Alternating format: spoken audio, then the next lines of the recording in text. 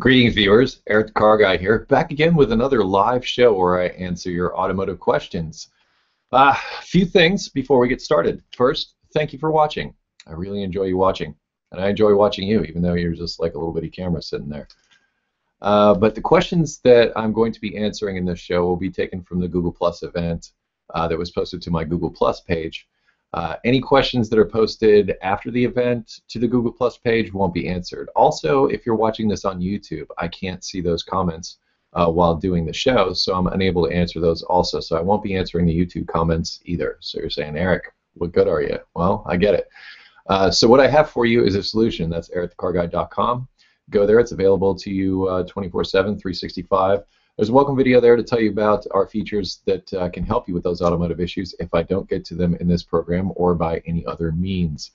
But rather than taking up a bunch of your time, I am just going to dive right in and start answering some questions. There were some good ones posted this week. I'm kind of looking forward to it. So there's a couple in particular I want to get to.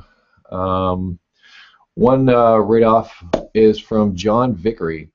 Eric, spark plug question. I have an aluminum head in my Mazda 1991 626 398,200 miles. Way cool. Getting close to that magic 400,000 mile mark. Well done, seriously. I have always wondered if the head can be too hot or too cold to change the spark plugs. The web has mixed advice. What is your opinion? And should anti-seize be used? My plugs are NGKs. Very good question, and it's one that's come up a few times. Now, as far as it being too hot or too cold to change the plugs, that is a really good question, and it kind of I've had issues both ways, and what I mean when I say that is what you're trying to avoid is, say, the spark plug comes part way out and starts getting stuck on the threads as you're taking it out and boogers up all the threads. In fact, I actually had this happen to one of my own cars once. Very disappointing situation. I would say probably the best thing to do is change the plugs when they're cold and not hot. That would be, I think, the safest way to go about it. And I say that because the experiences that I've had where I've had issues, many times the engine was hot. So to avoid that, metal expands and everything when it's hot and can maybe wedge the spark plug in place. But more importantly, I do know the answer to your second question, is that should you put anti-seize on the threads of the spark plug? NGKs, absolutely not. And I'll see if I can dig it up, and I'll post a link in the description. By the way, I probably should have said that at the beginning of this show, that there'll be additional information down in the description of this video once it gets done and I'm able to get it up in there. So, look for anything that I mention or refer to there. But anyway, I went to NGK's website once and looked this up. And they have a special coating on their plugs that, and several other manufacturers do this as well, that you don't want to put any kind of anything on, not any oil, not any anti-seize, nothing. You want to put nothing on the plug when you install it. So if you're installing NGKs, don't put anything on the threads, because their threads have a special coating that keeps them from seizing inside cylinder heads, that type of thing. The addition of anti-seize or other things, according to this article, are a no-no. However, there are different types of plugs that don't have this coating that anti-seize may be beneficial with. In fact, they show a picture of a couple of AC Delco plugs. They have that black coating. But as far as NGKs go, don't put anything on those threads when you install them. And as far as the recommendation for whether or not to remove them or replace them when the engine is hot or cold, I think you're safest if you do it when it's cold. Just my opinion on that. Adam Edwards. Yes, this is also a good question. Some years ago when I took my driver's ed course, they taught me to always use the e-brake when parking, with their reasoning being that even on an automatic, the P setting is allegedly just a pin that locks the gearbox, and the whole weight of the car rests on the gears and this mystical pin. Is there any truth to this? Yes, absolutely. In fact, I've done a video on this very thing where I dissect an automatic transmission and I show you exactly what it is that holds your vehicle in place when it's in park, and it's not much bigger than my pinky. And when you look at that and you realize that, you say to yourself, Now, granted, it's designed in such a way that where there's a lot of leverage, it's in there good, and all that kind of thing. But I recommend using your parking brake on a regular basis for a couple of reasons. Not just because with an automatic, there's very little holding the vehicle in place with an automatic just being in park. A couple of reasons for this. One, if you don't use your parking brake and you use it for the first time, or as a mechanic, I've run into this too. You put on the parking brake as a force of habit, maybe after servicing a vehicle or something, and they never used it, so it's all rusted up or something. And the minute you go to pull it, it either snaps or gets stuck or wedged, and you've got yourself another repair to do, and now one that you're responsible for. But mainly, on many vehicles, the use of the parking brake actually helps keep the rear brakes adjusted. And by using that parking brake, you're actually making it so your brakes have a better feel and work correctly.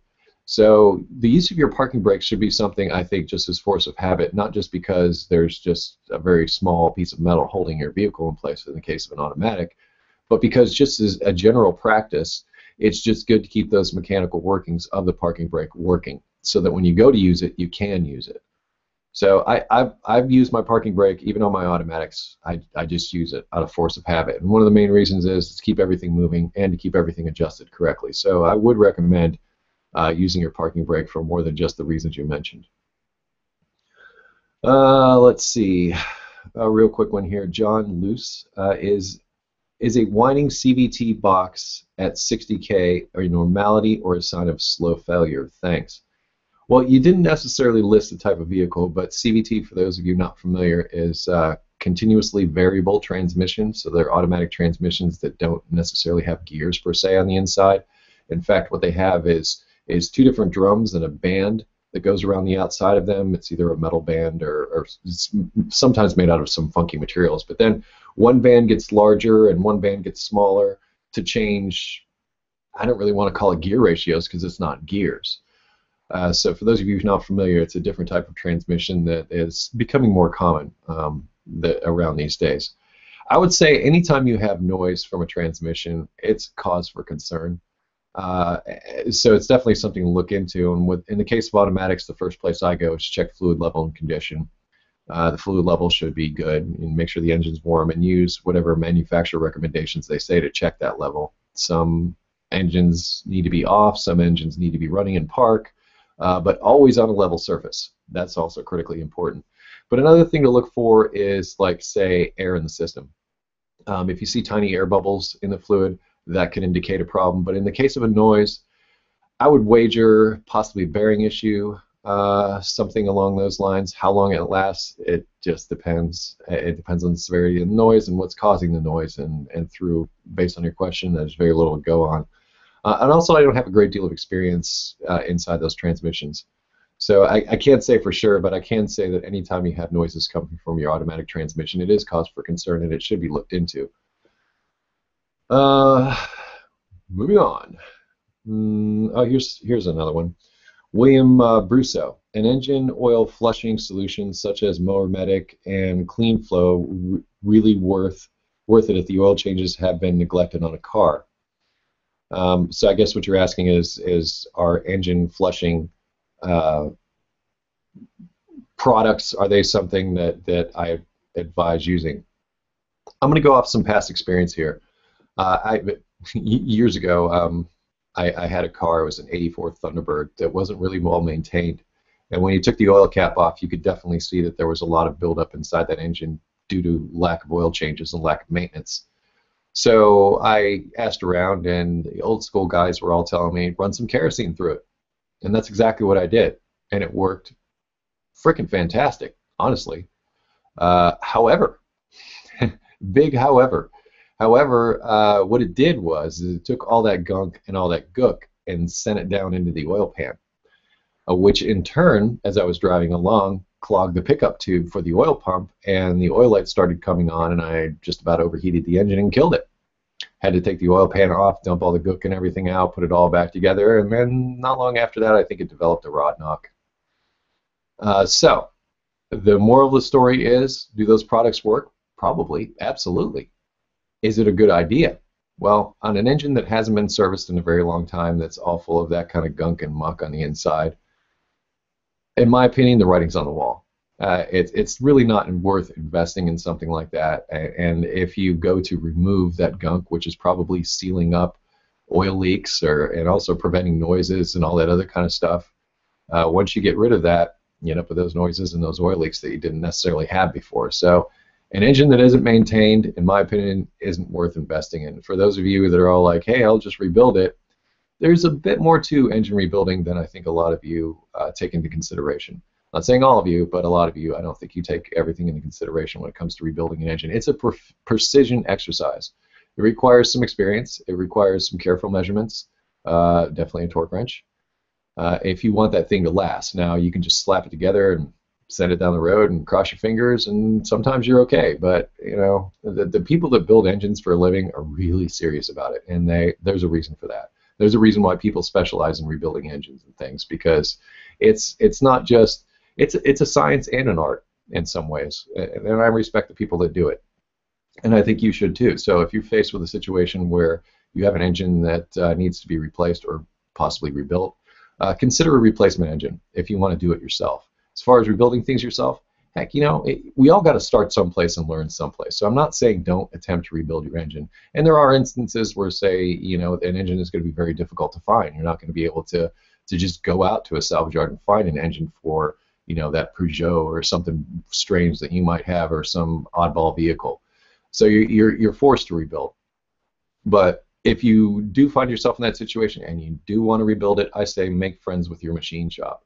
The people at the machine shop are very familiar with how to assemble, disassemble engines and make sure that they run right. And there may be little tricks that they might know for a particular engine and be able to go in there and do a few things, maybe open up some oil passages or something. Maybe there was a design flaw that they'll be privy to that you might not be if you're doing it on your own. But these days with the internet, hey, we can do all kinds of research before we dive into things. So I'm not saying don't do it, but there's certain situations and certain mentalities that are just like, hey, I'll just throw a set of bearings in it, it'll be fine. That's the kind of thing where I'm saying you might be better off just swapping out the engine. But you know, if you're serious and you might want to learn how the engine's put together and go through all that, what they call blueprinting, that would be a fun little exercise, especially if you were doing it on the side. But if it was your daily driver, yeah. So sorry to go off on a long tangent about that, but I think I addressed some other questions that have come up before, like on my forum. That's another place where you can go and ask questions if I'm not here. Andrew Orloff, or is that Ortloff? Yeah, it's a T in there, sorry. My AC doesn't work. When charged, it works for about a week. I'm pretty sure the compressor is turning. What should I do? The car was only $1,600, so I don't want to spend a lot. Thanks. I get this a lot. I didn't spend a lot on the car, but I want the AC to work. AC is like, it can be like the sand down a rabbit hole, as they say. And that, you know, you start with something which seems small and can end up pretty big. But then there are other times where it's like really easy. To me, based on your description, it sounds like you have a leak somewhere. And the next time that system gets topped off, I'd recommend that that dye is added to that system, so that when it does leak out, it'll be easy to find. There's a fluorescent dye that can be added to refrigerant and engine oil and other things like that. In fact, I'm hoping to do a video on that in the not too distant future. That said, that dye is added to that refrigerant when you do the charge.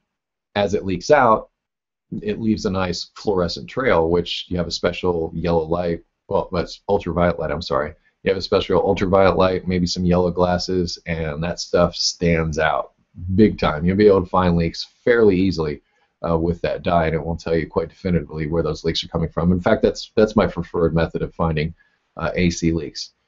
So in your case, since it does work for a little while, sure. But if like your AC just doesn't work, and the first thing you do is reach for a can of refrigerant, probably not the best approach.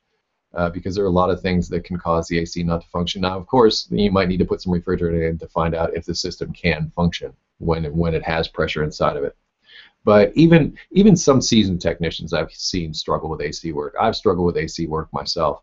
It's not something that I recommend for the DIY, and not only because the outcome is such a big variable, but also because there's some specialized tools and equipment and definitely some experience and knowledge that go into servicing AC systems that the typical DIY doesn't necessarily have. So proceed with caution with your DIY AC work is what I'll leave that with. Let's see. Let's see. R New Flow Leon. I'm sorry if I butcher your name. Sometimes I do that on the show, and I apologize. I usually do that in advance. Hi, Eric. I want to tackle a clutch install on my 2002 Ford Focus, which just so happens I did a video on that, which you mentioned here. I have a decent amount of tools, and I'm able to get a torque wrench. I was wondering if you would consider this a DIY job or best left to someone with experience. By the way, I have seen the video you did on the Focus, but that was a different engine and transmission.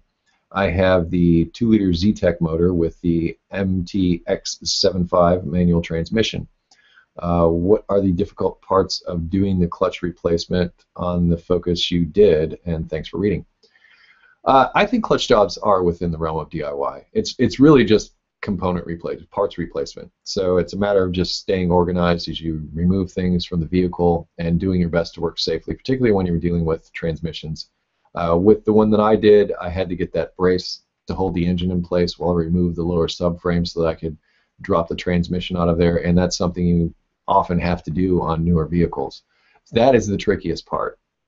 And the most dangerous part. So you have to have the right equipment, and you have to watch your butt, because that's a lot of weight to be hanging above your head. And if you don't have it secured properly and something happens, it could be fatal, quite honestly. However, if you work carefully, as I said, and you know, it sounds like you've got a good amount of tools with that. But a clutch replacement, in my opinion, is pretty straightforward. In fact, that's almost like Mechanic 101. On some vehicles, it's a little more challenging than others. I will grant you that. But what you might consider doing is maybe going online to see if you can find the service manual for that vehicle. I did a video about this not long ago talking about service manuals, and that you can sometimes find them online. And that way it'll walk you through the procedure, maybe let you know any special tools that might be required. And through maybe some online searching about those special tools, you may find that you can use something else in place of a certain special tool. I've done that at times myself. Just sort of found something that worked. So and maybe somebody has, but I would think that would be pretty straightforward. But please be careful supporting that engine and make sure it's secure before you drop the subframe and start dealing with all that mess. But other than that, hey, go for it. Stay dirty. And let's see. That question I actually answered on the forum from you, John M. Yes. Oh, here's a good one. Stephen Bader. Bader. Sorry, Stephen Bader. He even put pronouncing. You must watch the show, Stephen.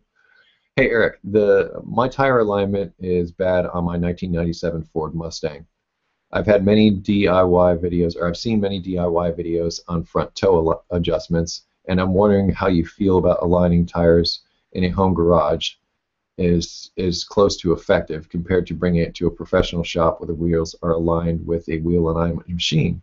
Have you heard of successful tire alignments in the DIY world?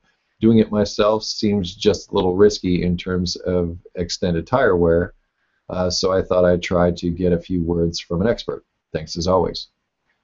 I have always done alignments with alignment machines. I've never attempted an alignment outside of that. However, through the course of what I do as Eric the Car Guy, I've come to learn and seen a few videos. We may have seen the same videos about doing it yourself at home. I've also found it in books, procedures about doing this type of thing. In fact, that's how they do it many times with big trucks. Big trucks don't necessarily, I think they do make alignment machines for them, but when I was in school, they were showing basically how to do it with like a plumb bob and a tape measure. And that's how they aligned a big truck.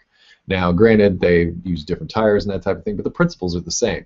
It's just basically a set of measurements that you apply to the vehicle, and you bring those measurements into compliance, and away you go. You've got an alignment. So I would say it's definitely not beyond the realm of possibility that somebody could do it in their driveway. And as I said, I think people have done videos about it and have showed successful ways of doing it. So I would say that attempting it on your own, if you didn't want to take it in, because alignments can get expensive and can not get expensive. Alignments can get expensive. We'll just leave it at that. I would say going rate somewhere around $80 or so these days. here in the States anyway. So if you're not prepared to spend that kind of money, I would say, let me put it this way. If you're buying a new set of tires, I wouldn't do the alignment yourself. I would have a professional shop do it, because there is no better time to align a vehicle than when it has brand new tires on it. A vehicle with brand new tires is ripe for the perfect alignment.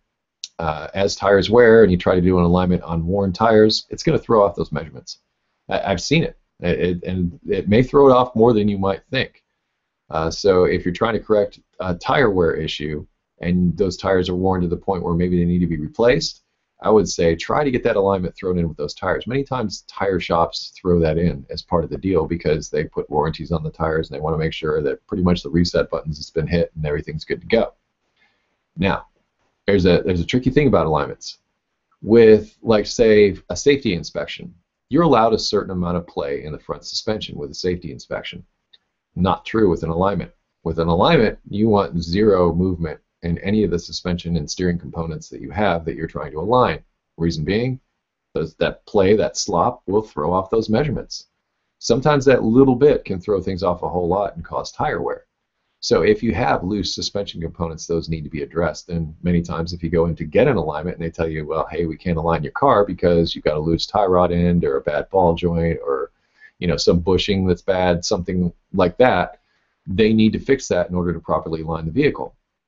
So take that into consideration. And if you're considering buying new tires, you might consider getting that inspection of the front suspension and everything done before you make that purchase, so you know ahead of time. Rather than dropping a bunch of money on a good set of tires, you'll know if you've got to do suspension work first. So maybe do the suspension work first, as just try to prioritize if you're trying to budget things. Do the suspension work, and then come back later for the tires and get the alignment done. Just throwing that out there. But as far as aligning it in your driveway, I'm sure you can. And I'm sure those videos are accurate because, as I said, it's really just a set of measurements. Those fancy machines use fancy equipment to make those measurements extremely precisely. In fact, oddly enough, I was at the Honda dealership just today, and I saw something I'd never seen before. They were basically checking alignments right there in the service area where you go in to talk to the service writers. Right there, not even in the garage, the bay, or anything. They had like a little setup, and it wasn't on a machine or anything. They just attached sensors to the wheels and pushed a few buttons, put in some vehicle information, and it did a quick check. It's not like they did alignments, but they did a quick check of the alignment just sitting there in the bay, which I thought was pretty slick. I don't know how much those run or whatever, but they're doing that on the ground, the same way you would if you were taking the measurements with, say, a tape measure and a plumb bob. So, throwing that out there. Sorry, a bit long-winded, but I try to cram lots of information in there. So, I could answer these questions all day. In fact, I kind of have been. Was on the forum earlier. Gerald Hicks. I'm needing to buy new rotors. I was thinking of buying drilled and slotted rotors, but I'm not sure. The ones on my truck have what looks like hairline crack going straight out. From what I read, racing people say this weakens the rotor if drilled. What do you think? The rotors on there now are not drilled, but they are bluish. If your rotors are bluish, that might indicate overheating of the brake system. You might want to check out the calipers and the brake hoses and make sure that those, and also all the moving components of the caliper itself, as well as the brake pads. That bluish color would indicate, I would say, overheating. So something I think is getting stuck or binding up. I've got videos about servicing brakes that you might find useful. You can take things apart, lubricate them, maybe grind a little bit off the brake pads that might have rusted up a little bit, and make sure everything moves really nice. To your question about cross-drilled slotted rotors, I've heard this as well. I've never done cross-drilled slotted rotors. I never drilled them myself. One, it was just too much work. It seemed a bit too tedious. But more importantly, a solid disc rotor is not designed to be a performance rotor. Those cross-drilled slotted rotors, I'm hoping, because there are a lot of aftermarket parts there that might not measure up to decent performance standards. But a good name brand cross-drilled slotted rotor is designed to be a performance rotor. That is your best option. To try and drill rotors yourself, most likely you will end up with those hairline cracks and could create a dangerous situation with those. Because in addition to just drilling the holes, you also have to chamfer the top of each one, and that means making sort of a beveled edge at the top of the hole. You can't just drill through the rotor. You've got to put an edge on it, or you got to take the edge off of it by putting that beveled edge on the top of that hole. So there's a little more to it than just that, and I believe the performance rotors are cast that way to start with, and then they go through and machine them and clean them up and make them straight afterwards. So if you're considering performance rotors, I would consider a good name brand performance rotor, and if you wanted cross-drilled slotted rotors, I would buy them out of the box that way. I would not try to do it yourself in any way, shape, or form. But based on what you're describing here, it sounds to me like you've got brake issues that you need to address. And as I said, could be brake hoses, that type of thing. There'll be a link in the description to an article I did about brakes that contains videos and talks, not to cross-drilled slotted rotors, but many of the issues that often come up with brakes. I'm glad I was able to get to this question. Jacob Frey, Eric, my question is about aging spare tires, specifically compact spares. Is it completely irrational to rely on a 20 to 25-year-old compact spare tire in an emergency? I know I should replace mine. At what age do you think a barely used spare tire should be considered for replacement? Thanks. Jacob, flippin' excellent question. In fact, one I had to look up and do some research on. Now, and it kind of reaffirmed what my experience has been, in that I really can't give you an answer to that. Because according to things I've read and according to what I've seen, there is no real shelf life on tires, so to speak. And things that get driven actually are better than things that sit, and a spare tire is going to sit in your trunk for a long period of time. But this is what I read. What I read is that a good general inspection and keeping them aired up is a good idea. But there was nothing that I could find that gave me a definitive, hey, after this many years you should replace your spare tire. So this question really got me thinking about this whole thing. I oftentimes, when doing a service on a vehicle, will go into the back and put air in the spare tire, and at that time you can do an inspection on it. You can even, there's some of those tire conditioners and things like that. All that being said, spare tires are really just there to get you to the service station or whatever to get replaced. I can't tell you how many times I've seen vehicles that have driven around with basically worn out spare tires because somebody threw that tire on there and never bothered to get another tire. And many of those things have speed ratings, like do not exceed 50 miles an hour. And they mean it, and they're trying to cover their butts with that. I don't even think the manufacturers know how long those tires should actually last, but I mean, if it's a good condition and it's not all dry rotted, then I would say you can still use it. And periodically check it. Check the pressure, make sure the pressure's there. I think the main thing that people run into is, nobody ever thinks about checking the air in the spare tire, and they get into an emergency situation as you described, and they go to get the tire out and find out it's flat. So here you are trying to fix a flat with another flat. It doesn't necessarily work out. These days, they're not even putting spare tires in many vehicles, mainly to save weight and help with their fuel economy. So I've heard like brand new cars not having spare tires. And the reason they're doing it is because it's almost irrelevant. And I say this for this reason, because we're so connected these days. I mean, back in the day with spare tires, I mean, you rotated, there were full-size spares, and you rotated that tire with the rest of the tires on the vehicle. So if you have a full-size spare, that's what you do.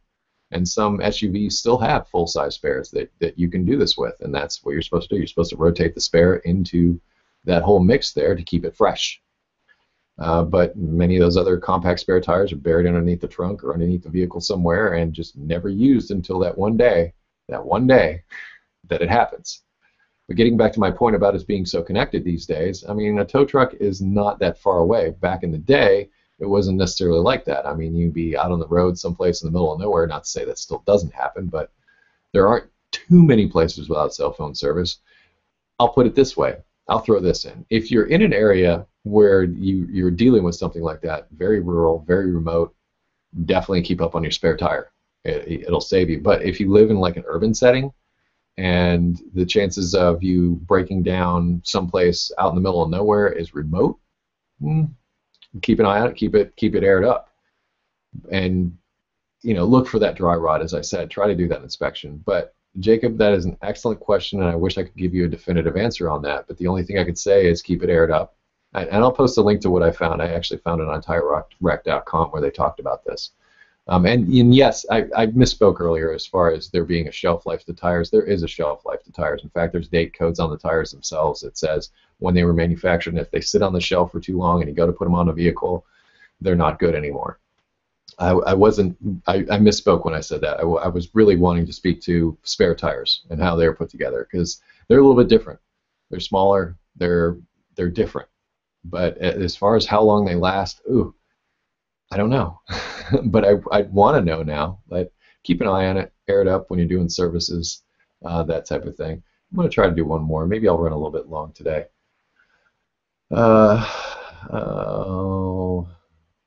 Let's see. Come on, give me something good.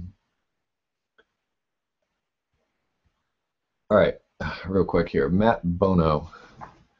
Eric, my 2005 Camry has squeaky brakes. All four are disc. It definitely sounds like metal to metal. Over the last couple of months, it would occur only when backing up, but over the last week, it's happened when moving forward too. I inspected all the wheels this Sunday afternoon. The pads were worn, but still have enough thickness that it shouldn't be rubbing the wear indicators. I also checked the shims and the rotors, but also there was no sign of contact between them. There's a read more here. All right, basically, I'm not going to read this whole thing because it's actually a bit longer, and I just wanted to close this out.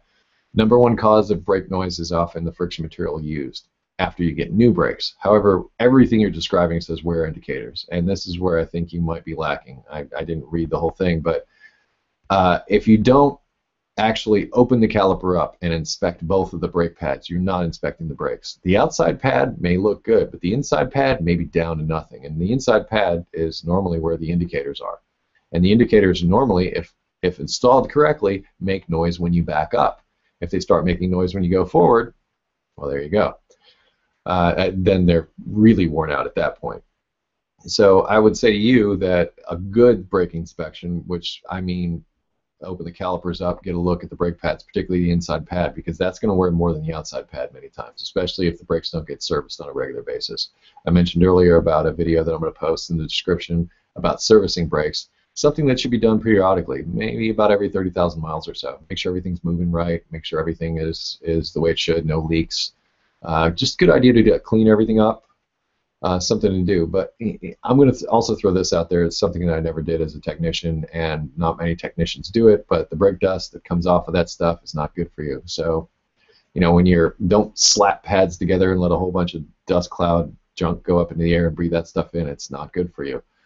So many times what they say is soak the whole assembly down with brake clean so it's all wetted down before you actually begin your service, so you don't come in contact with a lot of that dust. I'm just throwing that out there as a safety precaution. Because you want to be around a good long time, and dying on a lung machine would suck. Anyway, that's all the time we have for this week. No, seriously, this half hour just sort of flies by. But let me close with a few things. Once again, thank you for watching. And the questions, once again, posted to the Google Plus event after the event has concluded. I'm not going to be answering those. However, my next show will be on September 10th. And I'll be posting about that as it comes. I usually start the Friday before that week that I have that show, and start posting about the upcoming show and the fact that you can do your questions and you can post them to my Google Plus page. Yes, I need to learn how to speak. Also, YouTube comments, I'm sorry, I'm not going to be answering all of those. However, if you do have questions, I would ask you to go to EricTheCarGuy.com. That welcome video basically tells you about the FAQ page that harbors a lot of those articles that I refer to, and I did my best to write those and add videos and all that stuff to try to make it so that could be just a place you could go and, wow, I got an answer. So if you're looking for a quick answer, the FAQ page is the best place to do it. Other than that, you can post it to my forum. You can sign up for that for free. All you need is an email address, and that's where I go and answer questions. So if you're like, hey, EricTheCarGuy never answers questions, yes, I do. I do it over at the forum because it becomes searchable.